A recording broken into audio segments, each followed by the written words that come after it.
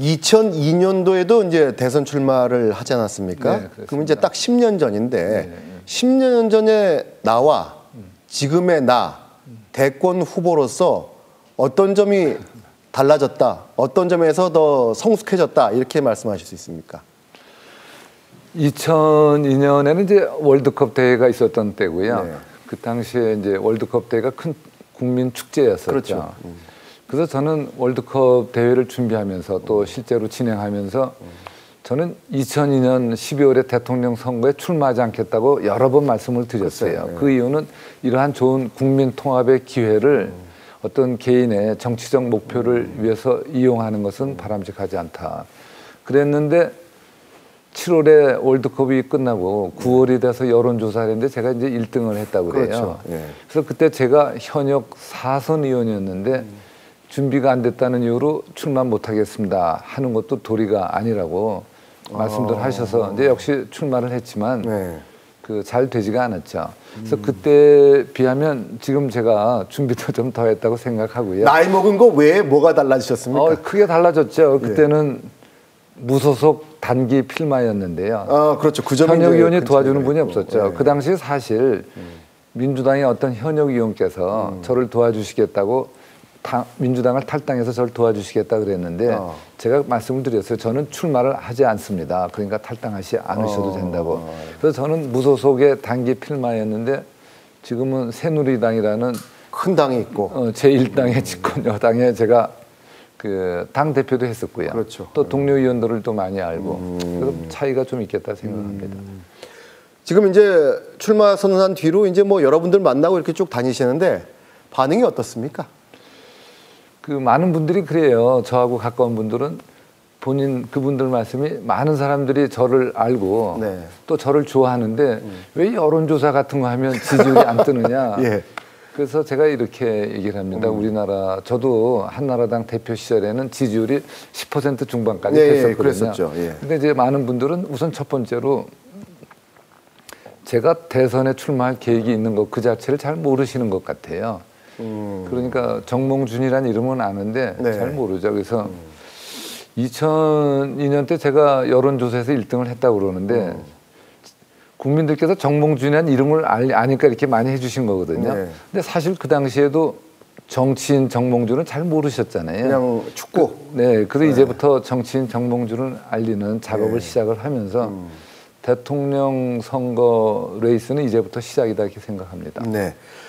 자, 이제 당내에서 일단 가장 강력한 경쟁자가 이제 박근혜 위원장인데 네. 2% 부족하다 이렇게 평하신 걸 제가 들었는데 어떤 의미에서 하신 말씀입니까? 박근혜 위원장만 2% 부족한 것이 아니고요. 저희 새누리당의 후보는 누가 되든지 2% 이상 부족하다는 것이 많은 분들의 평가죠.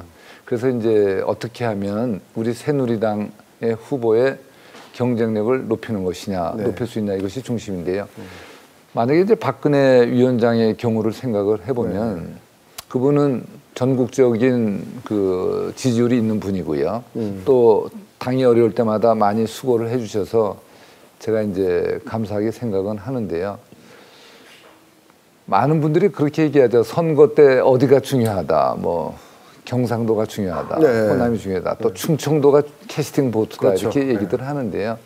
역시 정치 도시는 수도권도 정치의 도시고요. 그럼요. 예. 여기 또 많은 분들이 그렇죠. 계시고요. 예. 수도권에서 20대, 30대, 40대와 소통할 수 있는 분, 그분들로부터 지지를 받을 수 있는 분, 그분이 우리 당의 재고율도 올릴 수 있고 그러한 후보가 저는 본선에서 경쟁력이 있다 생각합니다. 그게 본인이라고 생각하십니까? 저도 그 가능성은 있다고 생각을 하죠.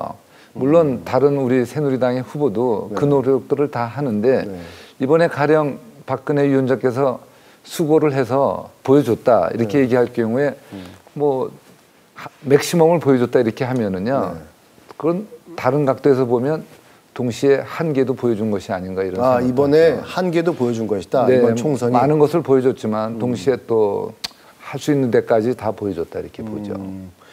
자, 박근혜 위원장이 2% 부족하고 박근혜 위원장 하면 매번 따라다니는 꼬리표가 독재자의 딸 박정희의 딸 이거 아니겠습니까?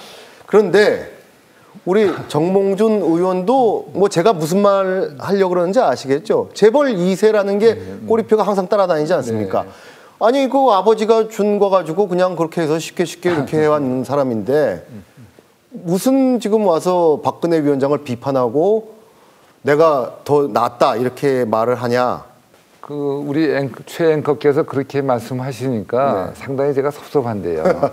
무슨 독재자, 좀 표현하자면 군사 독재, 또 유신이라는 체제를 만들어서 그러한 비극이 없었으면 도저히 출구가 없는 시스템 아니었겠어요? 유신이라는 게 출구가 없는 그러한 장기 집권 체제를 만들었는데 그런 체제를 했던 분하고 우리나라 많은 분들이 불가능하다고 생각했던 조선 산업이나 자동차 산업을 성공시킨 그러한 그 기업인을 그러나 그 재벌이다 이렇게 명칭을 붙여서 독재자도 나쁘고 재벌도 나쁘다 이렇게 하는 것은 그런데 또 박정희 피상적이죠. 대통령 부분에 대해서도 물론 유신이라는 부분도 있고 부정적인 측면도 있지만은 긍정적인 부분도 많이 사람들이 얘기하는 거 아니겠습니까? 제가 말씀드리죠. 재벌도 그렇죠. 부정적인 면도 있고 긍정적인 면도 있죠.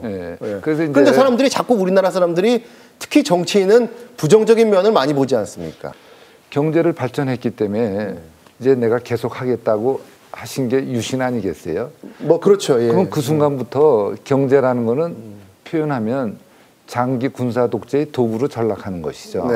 그래서 경제가 무슨 우리나라의 자랑거리가 되겠습니까? 그래서 우리는 흔히 우리나라는 산업화, 민주화에 성공한 나라다 이렇게 하는데요. 제가 이번에 광주 마산과 같은 뭐 민주화의 그 상징적인 도시를 가면서 만약에 우리나라가 아직까지 민주화가 안 되고 산업화만 됐다면 우리나라가 국제사회에서 인정을 받을 수 있겠어요? 우선 산업화도 제대로 유지되기가 어렵죠. 국제사회에서 이제 소외되니까. 그렇죠. 그래서 한번 그거에 대해서는 단순하게 무슨 독재자다, 재벌이다, 그게 그거다 이렇게 하시는 거는 지나친 단순하라고. 근데 실제로 제가 밖에서 이렇게 들은 얘기를 그냥 가감없이 전달하면요. 무슨 뜻인지 저도 알아요. 김문수 도지사가 김문수 이제 후보죠. 김문수 도지사가 도지사 겸 후보죠.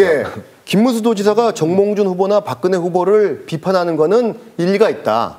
근데 박정희 정권의 최대 수혜자 중에 하나가 이제 현대라는 이른바 큰 기업인데 그 둘이서 박근혜, 정몽준이 서로 둘이 비판하는 거는 그건 좀 말이 안 되지 않냐 이런 얘기를 하는 분들이 실제로 많이 있습니다. 보기에 모양이 안 좋다. 저희 아버님께서 이제 일제 시대 때 강원도에서 서울에 와서 쌀가게 하셨고요. 그렇죠. 뭐 인천 부대 가서 막노동도 했고 뭐 자동차 수리 공장도 했고요. 그러면서 이제 사업을 했는데 저희 아버님이 나중에 그 박정희 대통령이 무슨 유신 이런 거 할 줄 알고서 사업을 하셨겠어요. 아유, 그렇죠. 대한민국의 모든 국민이 다 그렇죠. 열심히 사업을 하는 거죠. 근데 저희 아버님 경우는 사업이 성공을 한 거죠. 그런데 사업을 성공했는데 그 다음에 이제 유신이라는 걸 했는데 그러면 사업을 다 문 닫을 수는 없을 거고요. 그렇다고 해서 독재자 밑에서 사업했으니 너도 똑같다 이렇게 하는 건 제가 볼 땐 지나치다고 봅니다. 그런 말이죠. 이정현 의원이 친박계 대표분이죠. 당 지지도가 높았던 시절에 당대표를 역임했으면서도 정작 재보선과 지방선거에서 연전 연패한 패장이 박근혜 위원장을 지금 와서 비판하는 것은 말도 안 된다. 이런 뉘앙스의 말을 했는데 이 부분은 어떻게? 우리 이렇게 생각을 합니다. 그 친박 의원이라는 분들 말씀하는 거 보면요. 굉장히 아전인수격이에요. 한나라당이 어려웠는데 내가 살려줬는데 뭐 고맙게 생각하고 입 닥치고 엎드려 있어라 이거 아니겠어요?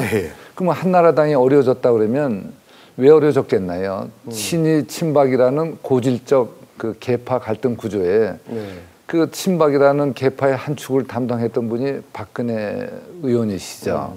그러면 한나라당이 어려워졌으면 박근혜 의원의 책임도 절반은 있다. 이렇게 겸손하게 하셔야 된다고 저는 생각을 하고요. 그렇다면 짧게 대답해 주십시오.